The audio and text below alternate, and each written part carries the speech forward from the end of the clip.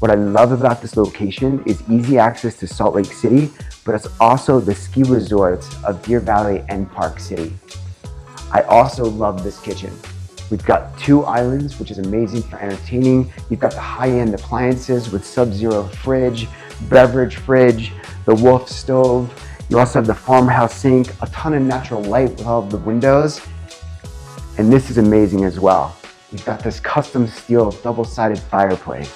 It's been remodeled recently, and the amazing finishes they put in took advantage of the open floor plan. They did an amazing job on the primary suite. You have a private deck off the primary suite, but then you also have a fireplace.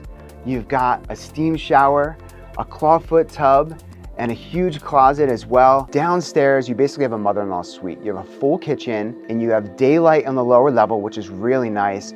Private bedroom, but also a flex room, which they currently use as a gym as well. This property, the backyard, is an amazing entertaining space. It backs up to HOA land, so it's super private. This amazing water feature that you have, great indoor, outdoor entertaining, and you just can't go wrong here.